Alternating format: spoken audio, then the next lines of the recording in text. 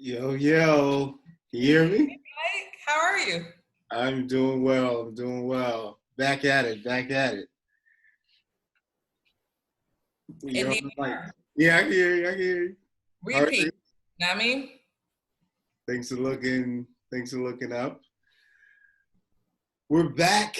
This is actually a first that we recorded episode of Connect the Politic, and then due to some technical issues, but that episode's still coming out, so that's going to be part one. But this is That's part the two. bonus footage. Yes, this is bonus. This is bonus. This is part two. And the episode was so rich with so much that I definitely have a lot, to touch base with you on. But first, how are things going? Things are wonderful. I'm ready to get into it. You told me to be ready, 7 dot, be recording. They said it couldn't be done back to back, repeat. You know what I mean? You did it. You Let's did it. go. Let's go. All right. So you said, in part one, you noted that you grew up with a Nigerian dad and an American mom. So what's your insight into the immigrant psyche? Get it. That's the immigrant psyche. You gotta fucking get it. Period. Like all hands on deck. This is what it is. Very clear, very deliberate. I would say unapologetic, even when there's like some fuckery, because sometimes, you gotta scam a little bit. You might need a green card, not me. Like information may be withheld, but there's still integrity. Right. Yeah. Yeah. So you noticed that with your dad, and how did did your mom have that same energy, the whole get it? Yeah, my mom was actually a migrant as well. So my mother is originally from Quincy, Florida, which is like the backwoods of Florida, and she ended up in Rochester, New York, as a part of the Great Migration. She was on the season, as they call, picking fruit. She was a migrant farmer. So that same hustle, so my roots are very deep. Like when I say I live and die, this Black shit, and I'm equally Black American as I am Nigerian, equally as proud, equally as aware, equally as the bloodline. Because with Nigerians, it's that inherited concept of just confidence, just knowing, and with Black Americans, if you are aware of your history, it's that you should be as fucking confident. Like we are bred to be resilient. We are bred to get it done. Yeah. Yeah. No, yeah, that's an interesting dynamic. And did you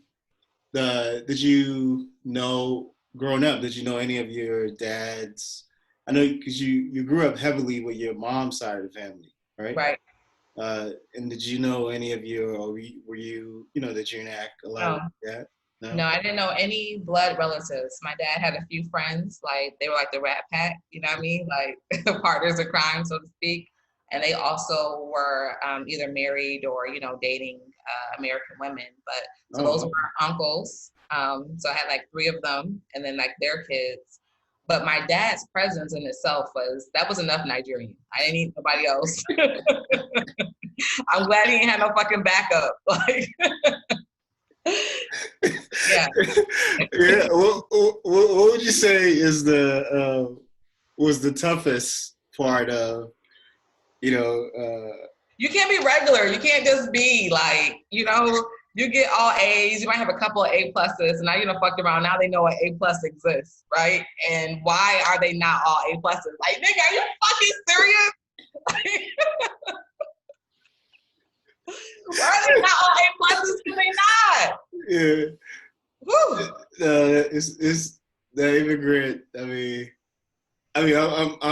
an immigrant, so I'm not even first generation American. So I know that mentality is just different. It's just a different, the way you see the world is just what is something? So you grew up with your mom, dad, and then that wild story that like when early teenage years, your mom and dad split, but your dad just lived like a block away, or yeah, I think that like you could create a movie out of that. Like, that's the whole scene in itself.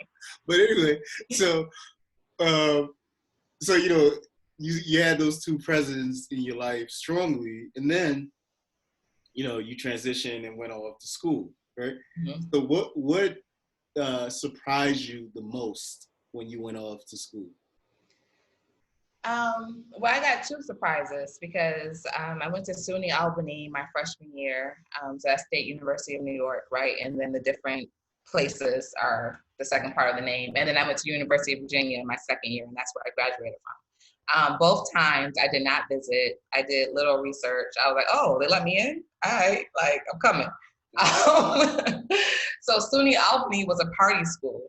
I had no idea. At the time, it was the #1 party school in the nation. Like, fuck Florida State and the U and all that shit. SUNY Albany, nigga. Like, these big ass fountains on campus. You would just jump in them. It was just like exploration. It was fun. And at the same time, I was very serious because I felt like I had just I had caught a case when I was in high school. I had a long-term suspension. So that's something that can really and it did dim your prospects where you can go. So I was like, yo, I got to make this shit work. Like, niggas was counting me out. They were like, oh, there's a black sheep in every family. It's clearly Banke. And I'm like, damn, clearly? All right. But I didn't want my shit to be clearly, Yeah. So yeah, so I was actually a good student at SUNY Albany. I learned a lot, and the immigrant community is very vibrant because most of the students there are coming from New York City. Like, we had all the Jewish holidays off, strong West Indian, West African influence. It was lit. And then when I transferred to the University of Virginia, which I went from the #1 party school to the #1 public school in the nation, like the Ivy League of the South. And I was like, what the fuck? Like, my GPA went from a 3.5 to a 2.3. And I was going hard. Son, that shit was hard. And I didn't trust anybody there. Because, the black people were, from money. They were different. I didn't want to, let them think they had something over me. And then the white people was white. So I was like, okay, I'm trying to figure this out on my own. But we had an Office of African American Affairs where I felt at home. I felt at ease. The history of that campus, I could feel it. It's beautiful, right? So I think in Beloved, Toni Morrison is describing the plantation. So in the character's mind, hell must be beautiful, because the plantation, we think about these oak trees or the weeping willows, the imagery of it is fucking gorgeous, right? But it's a heinous existence. So Charlottesville is like that. It is so physically beautiful. And then at the same time, it's just this disturbance in your blood. So I lived in this campus called Hereford, and you had to walk up 6 flights, and it winds through the trees. Again, it's gorgeous. It's very scenic. And I could just feel something tugging, something wrong. And one day I looked and I saw this little placard. It was covered by leaves. And when I brushed it back, it's a slave burial ground. And that placard is just, you would not notice it if you didn't feel it. You know what I mean? Yeah. And so that's what it was like to be a student there. Wow. I was not ready. Yeah. Wow. But that's actually interesting, because you said your, in the last, I keep referencing the last interview, because that's the classic. That's your Illmatic. But during that interview, during that conversation, you talked about the fact that, one of the things, if you would do, the advice you would give to your younger self would be to go to class, right? Because you were, constantly, instead of going to class, you were just outside and just being a part of the student body and, just living. And so, what did you learn outside the classroom while in college? I learned people, right? So when outside of the classroom, you're having rich conversations or you're actively doing something. So I was a part of this organization called Young Black Entrepreneurs, and we brought, what was it, Deaf Poetry Jam to campus, like, and raise the money to do that. So like, I learned how to throw events, how to get shit done. I learned about productions. I learned about people as characters. Like, I really knew my friends, like, was really invested in understanding like what their dynamic was like with their parents, like why they were in school, what they really wanted, like the shit they're not saying. And all of that, it serves, I write fiction, I write characters, I create worlds. And to create a world, you have to notice every detail. And that's what I was doing as a student. And of course, I didn't know that's what I was doing, but for sure. Yeah. Speaking of creating worlds, why did you write The New Black? I wrote New Black the same reason why I wrote Always Want More, because nobody else is writing that type of story. And had really scoured for it and have been a bit annoyed at this very obvious void in African American literature. I want a good story that is accessible. I want deep roots. I want to feel soul. I want to feel the spirit of our people. I want to be moved. I want to be transported. And I want something that is fast paced. I get to the point. I don't want fucking allegory and all this symbolism. Like, what the fuck are you talking about? Like, make it plain. So, yeah. So you're not into backpack rap, I take it. You're not into... Nah, that's not, nah. I'm like backpack light, you know what I mean? Like Common and, most stuff, But yeah. Too many triple entendres will just lose you, right? It's yeah, I'm done. I'm good. Okay, so, but actually, I mean, I guess I jumped into it without even allowing you to kind of provide some context. So, tell me about The New Black. Like, I know now why you wrote it. What is it? What's the story? What's the book? Right. So it's a novel, and it's set in 2016. The main character, her name is Tracy, and she's on the brink of everything that she has always wanted. She's pregnant, she's getting married. Her man is fine, like he treats her like a queen. He's wealthy, and he's bankrolling all these community initiatives they have. So everything we talk about again in these ciphers and on campus, and what you would do if the question you asked me last time, if you had $300 million, like how would you make an impact? They're actually in position to do it. And as they're rolling up their sleeves to do so, his past and everything that has him in that position comes to light. And so it's this idea of, do the means or does the end justify the means? Like, is it worth it? Your personal happiness for the people. Yeah, you actually reminded me.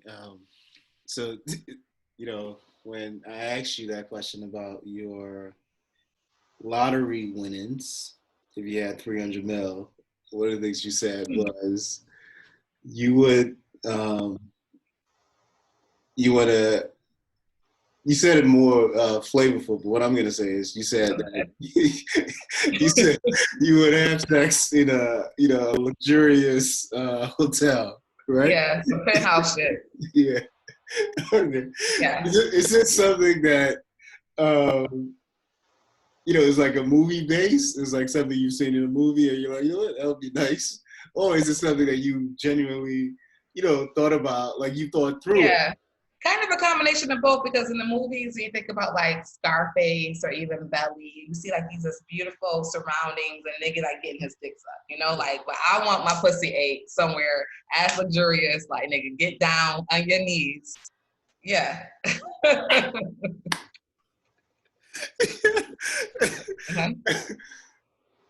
Okay, so do you know the hotel or the resort? I mean, I don't. No. I don't. Okay. All right. So you work your way up. I see. I got you. All right. What strategies or tools do you use to help with emotional management? Emotional management? Yeah. Oh, I love this phrase. Okay, you're just gonna say, yeah, like, that's some normal shit you hear every day. How was your emotional management? Um, Breathing deeply. Um, our breath is like it's a portal to like the core of us, that calm and centered place, like the spirit of God, the root of our people. Um, our breath is like the umbilical cord, you know? And there are times when I'm like in grind mode or just like worldly in my mind, anxious mode. And I'm like, you should breathe. I'm like, fuck breath. I don't want to breathe.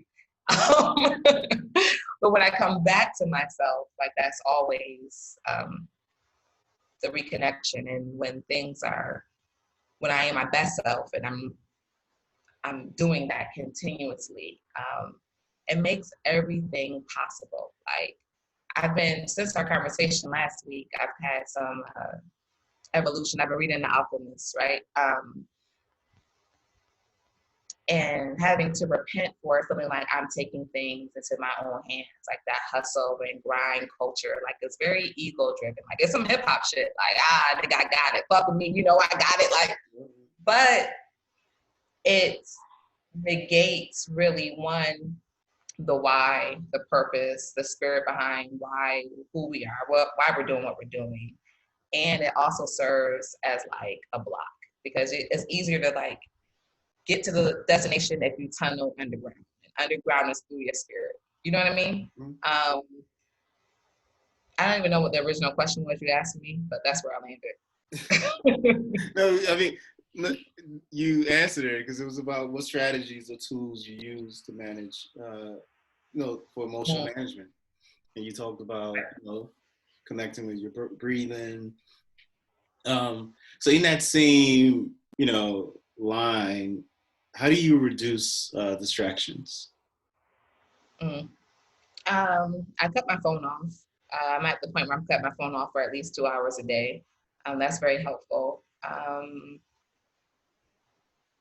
just listen to myself, like, because some conversations or, detours are worth having, and again, are going to kind of take you to your route quicker.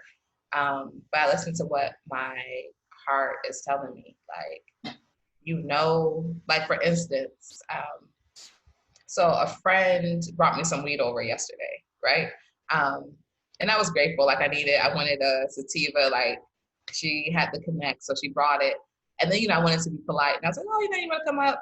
And so she ended up staying for like an hour. But the whole time I'm tired as fuck. I'm just like, I did not listen to myself. You know what I mean? Like that's an unnecessary distraction. That's something that has me not quite as sharp the next day.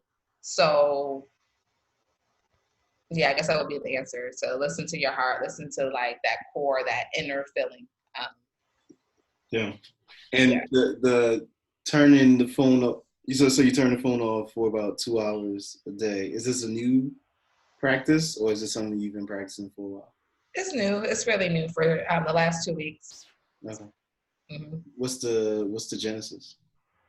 I hate social media, and I'm running like a lot of sponsored ads and really just paying attention to the metrics. And I'm running an e-commerce strategy, so social media is an integral part of it, and it's driving me fucking crazy. Like I hate it, like legit. So the unplugging is like to balance that out, is to get that, like we were talking about the breath and the connection, is to make that easier. Yeah. Let's double click on this hate that you have. Double click. I see you. You're nice. I see that you have for social media.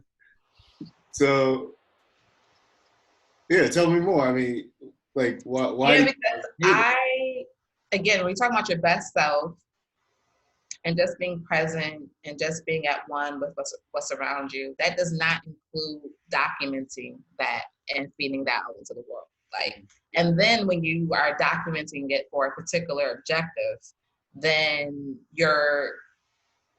there's manufacturing that's being done. You know what I mean? Mm-hmm. So you're taking a snippet of your reality and then you're packaging it up constantly. Like that's altering the present moment. It does. I don't give a fuck what nobody says. So that is against everything that I am. Like, I didn't have social media until I put my first novel out in 2014. Yeah, so it's necessary. It's definitely a tool, one I'm grateful for. But it's the bane of my fucking existence. Yeah. Yeah. I understand. See, so I have a similar perspective on social media. I don't hate it because I don't I don't give anything enough energy to warrant hate, especially something like that. Oh, so But you're better than me. huh? So you're better than me. Let's just make it plain. All right. Good to know. Oh man. Yeah. Now I forgot where I was going. No, I mean, anyway, let's move on. But my point really was about, the fact that here's my take on social media, right? I like when it first started, or not when it first started, because you can say MySpace, the Black Planet, but when it really started to take off, with Facebook and Instagram and etc.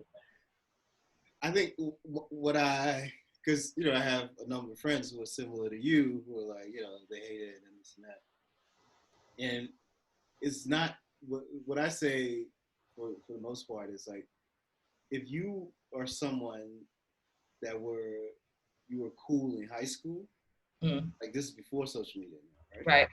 If you were cool in high school and you had friends and you were invited to the parties, etc., and all this kind of stuff, like social media doesn't really do it for you.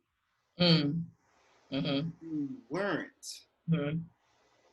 This is like, it's almost like a leveling of the playing field in a way, Right. right? So like now, the people that didn't get any kind of love or show, whatever it is, because people actually knew them. Right. You can, curate this image or this idea or whatever it is and sell it to, the billions of people on the planet, and you can get, you can easily get 100,000, a million, etc., of people to sign up, and follow you. Mm-hmm. So, and the benefits for that, I think, is something the cooler people, the people who are naturally cool now, took for granted, is that there is some psychic value on the acknowledgement of others, right? Mm-hmm.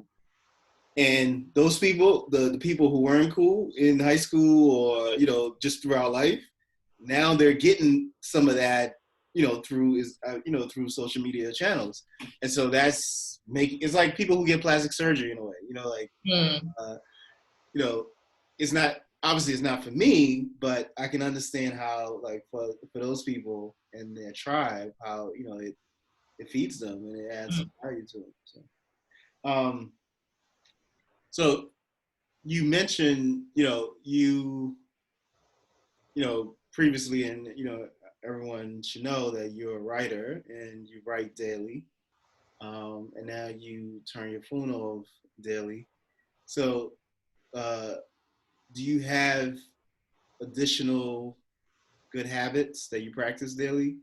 And then if you do, how did you develop those habits? Yeah, being outside with nature, taking a walk, not daily, 5 times a week. I developed most of my habits through this program called Artist Way. And then I have a good friend named Candace who was into journaling, like New Year's Eve, she'll kind of write a letter to God and, detail what you would like, kind of like a Christmas letter, what you would like for the upcoming year to be like, talking out loud. I read Purpose Driven Life, which was very instrumental because it's this idea that everybody worships differently, but it's not like one form of worship is better than the next. Yeah.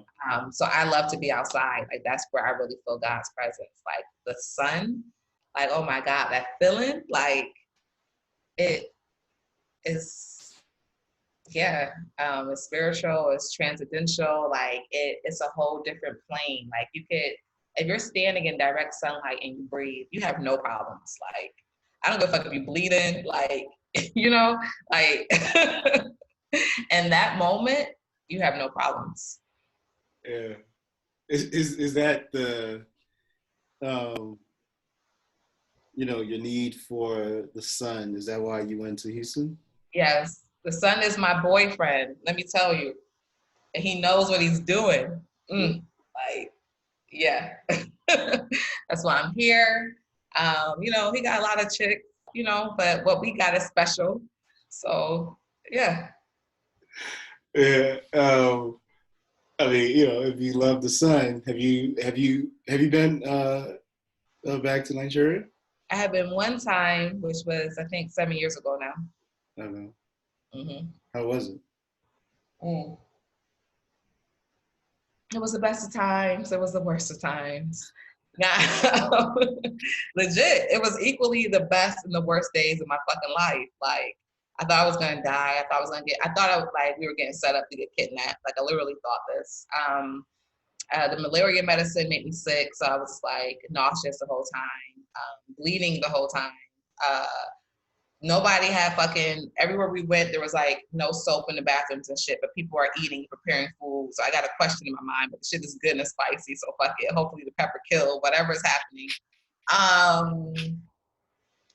Fucking armed soldiers or whatever on the road, people selling the shit, the motorcycles with 8 people on it. Like, I'm listing all these things, but not as if they're like bad. Like, these were the things that just made me marvel, right? Like, again, the human spirit, and to see myself, like when I met my cousins for the first time, and when we laugh, we all do this. I was like, oh shit, they do this too.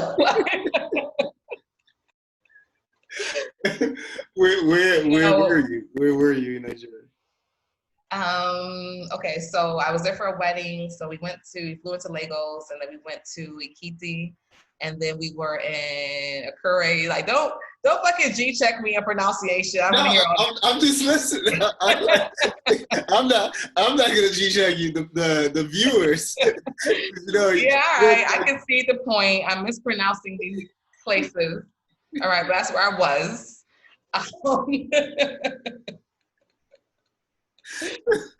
Yeah. Oh man, no, that's good. So, what made it the best of times? I mean, you mentioned, the malaria medicine, but you took the malaria medicine here, right? Yeah. Okay. Mm-hmm. Your body just didn't connect with it. That. Anyway, I don't want to get into that, but that medicine is extremely toxic as it is. Yeah. So what made it? I know you said you connected with your cousins, and that's amazing. What else made it amazing? Well, it made it amazing on both sides, right? So being a Black American and not being able to pinpoint your particular tribal origin, although my spirit knows that I'm Ashanti, because Ashantis are wild as fuck. They cannot be broken, all right? And again, being Yoruba and the privilege of having this direct connection. So that really filled my spirit, and it just made me like just still and quiet. And then the pace of the people, even the traffic, like it's all this chaos, but it's beautiful chaos, right? Like the yelling and the argument, like it's passion, like it's not diluted. Like it feels like some raw, real, like this is us, us on the fucking money. Like I love every place I got Black people on the money. Like that's a fucking stamp right there in itself. Yeah, and even with like the motorcycles of 8 people on it, like that's a community, like communal, like just pulling together and people being so joyous, like in the midst of whatever is going on, like, and generous. It was love. It just felt like love. Yeah.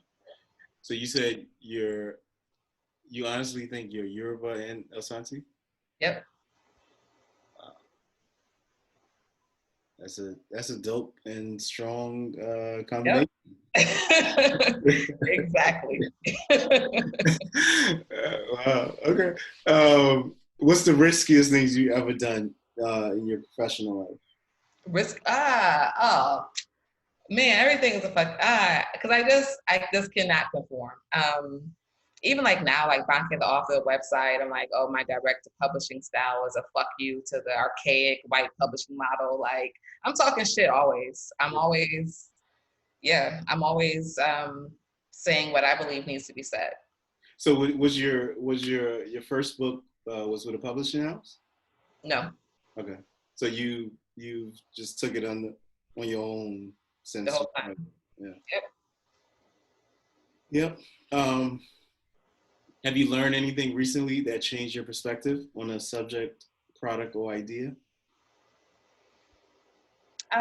Yeah, I would say again, reading The Alchemist and getting back to wisdom. And wisdom is always simple, like smart is complicated. You know, when we try to sound smart, when we want validation or to flex credentials, and that's when we get away from wisdom. So just understanding that my pursuits, my passion, this vision, this dream I have is as eternal as the universe itself. It's been placed in me. It's been planted in me. And so the universe is calling for it. So all I got to do is just sync my shit up and voila, you know? Um, Small story in regards to that.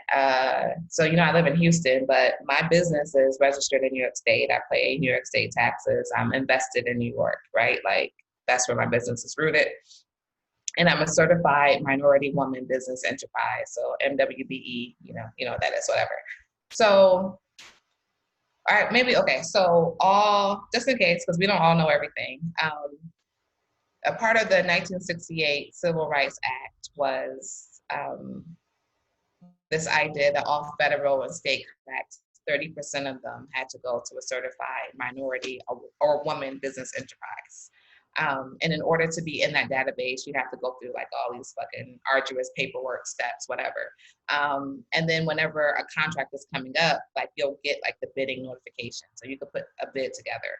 And then also companies can look through this database if they're, conscious and aware enough to try to be proactively finding these businesses. So I'm taking a little nap today, minding my own business, right?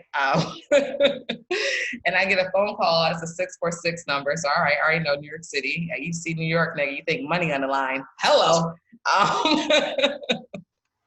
And it was like they found me through this database, and we're meeting next week. And the woman who was, in charge of their acquisitions, like we hit it off like immediately.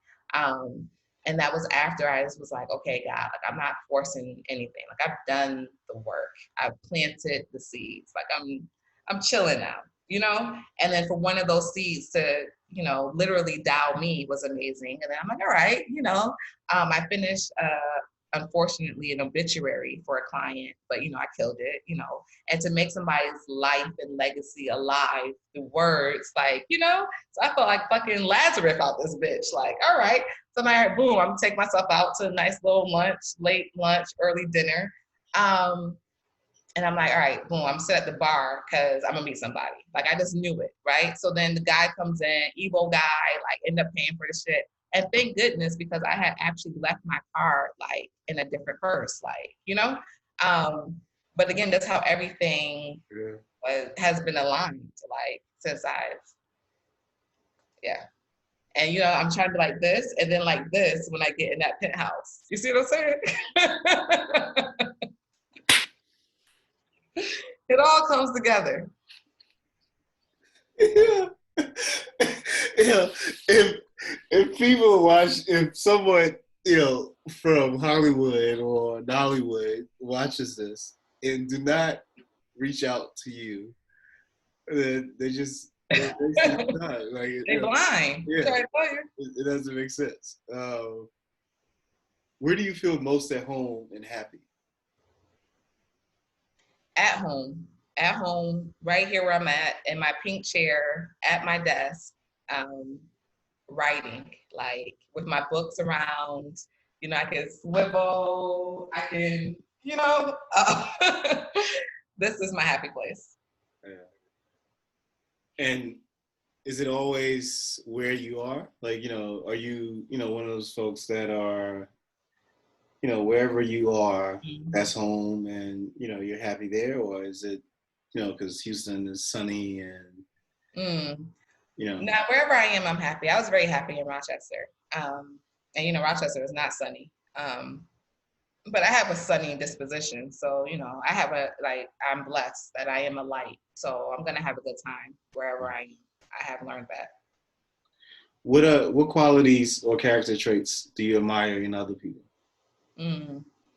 Honesty, and even if it's just with yourself, that's what I think, that's what confidence really is. When a person knows that, okay, boom, these are my pluses, these are my minuses, my pluses outweigh the shit, nigga, fuck it, and then they move with that, again, that assurance. And then when they interact with other people, it's a depth of honesty.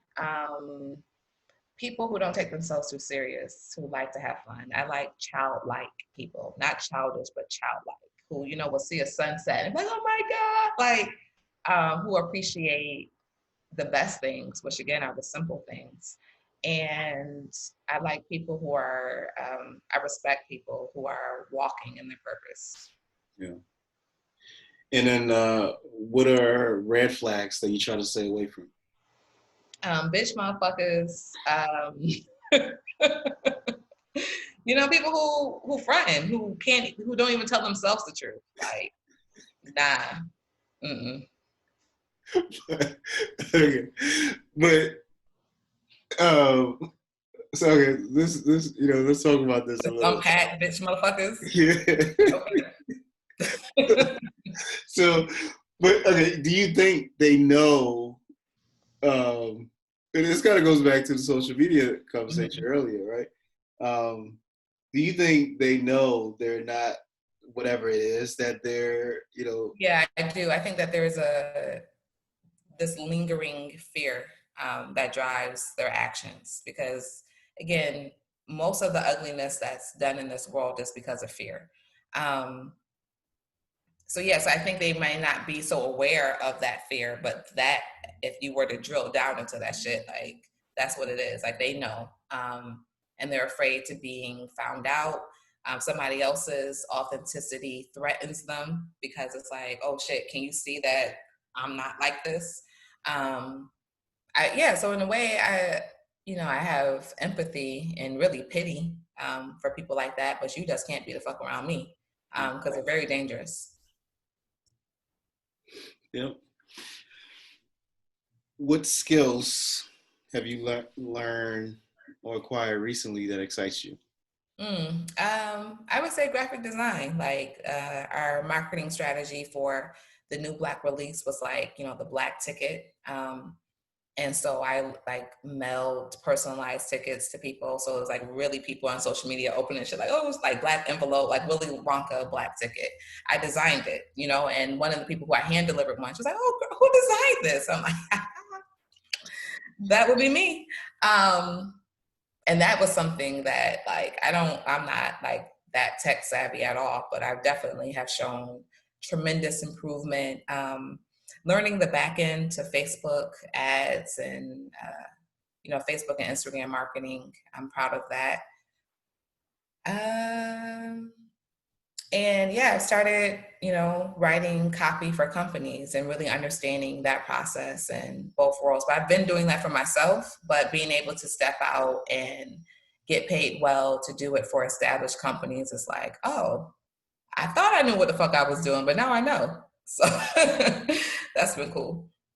So, but for both of the first ones, so the graphic design and the, ad management, both of these as a byproduct of your new book, right? Yeah. So it's you're learning with a purpose.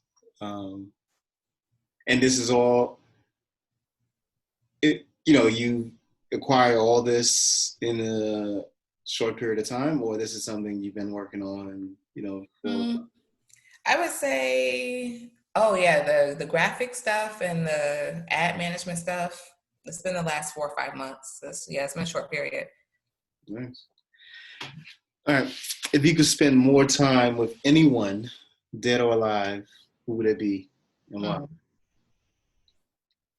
I would say my grandmother. I don't remember her. I think I was like 4 when she passed, but I would still like to spend more time with her, even if I still don't have the like tangible memory, because my spirit remembers her. Like I feel her all the time. So I just want to deepen that.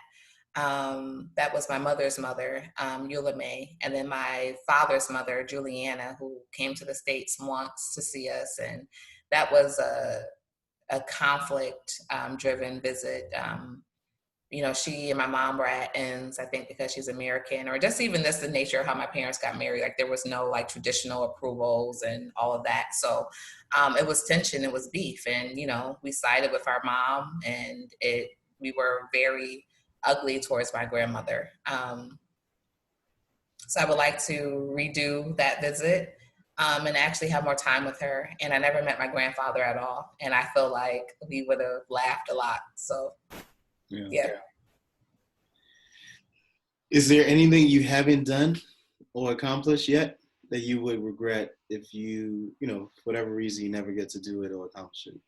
Yeah, I want to be, you know, authors are rarely household names, but, you know, when people say Ta-Nehisi Coates or Chimamanda Adichie Ngozi or Ya Jesse, you know, I want my name in, yeah, the top 5, nigga, dead or alive. That's a soft 1 LP. Yeah. Wow. Okay. So let's talk about, so your goal, and you mean particularly as a writer, right? Mm-hmm. As a novelist. As a novelist, as a Black novelist, or as a novelist, period? As a Black novelist. And people make that distinction, and a friend of mine was recently saying, all the people put you in the Black artist box as if it's like, you know, subpar or kind of like the subculture or whatever. But to me, it's up par. Like the fuck, to be a Black writer, like, yeah, put me in that box. Like, fuck all that. I'm not interested. Like that was another problem I had in college. Like, nigga, fuck Shakespeare, fuck Keats, fuck Dickens, fuck Swift, fuck Walt Whitman. Nigga, 100 pages, blade of glass, like, excuse me, blade of grass, like, eat a dick. Like, what, Beowulf? Sir Gawain and the Green Knight? Fuck all that shit. Fuck it. I hate that shit. I hate it. I do. All that bullshit. Get it out of here. Yeah. So were you think of Black writers?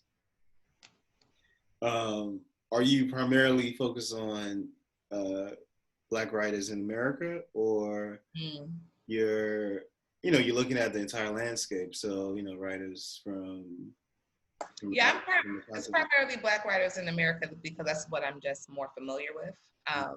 Although I do really appreciate Marlon James' writing.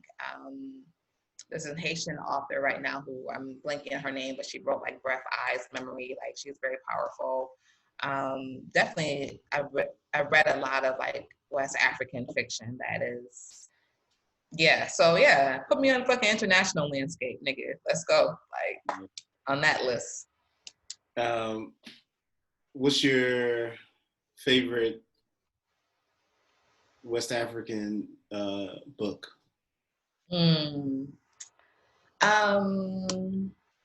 I really loved Half of a Yellow Sun because I never knew of and I'm gonna fuck up the pronunciation again, but the Biafra War. Biafra. Like, what is it? Biafra. Biafra. Thank you. I never knew anything about it until reading that. And then I was telling my dad, like, yo, he was like, oh, you know, them Igbos, they were tripping. And I'm like, really? Like, that's your response to this? Oh my God. Yeah, he really said that? Yeah. But hold on. Did he say it in a joking way, or he was serious? Well, you never know with an African, right? So, facts. Those are yeah. facts. That is true. Okay. So, yeah, and just the imagery of it, just the love she had, the patriotism, like she could have exiled, but she didn't, right? To stay through that. And at the end, when her sister is like walking off to try to get like supplies, like provisions, because they're gonna die otherwise. And the sister never comes back. Like that really hit me because that her sister's character reminded me a lot of one of my sisters who was like always like the protector of the family. Like I'm gonna do it. Like I could see her in that same situation, like walking off, and what would that be like if she didn't come back? You know, it was just very powerful. Yeah, I love international fiction and historical fiction for that reason. Like that's the best way for me to learn a culture and yeah, history. Yeah, no. I mean, if you haven't, there's a lot of rich novelists and writers, particularly from where your dad's from, Mm. Nigeria, Sierra Leone, of course, South Africa, Rwanda, etc. Um, I think it's been a blast. We did this. This is the second Pete, another classic. Anything you want to leave the audience with?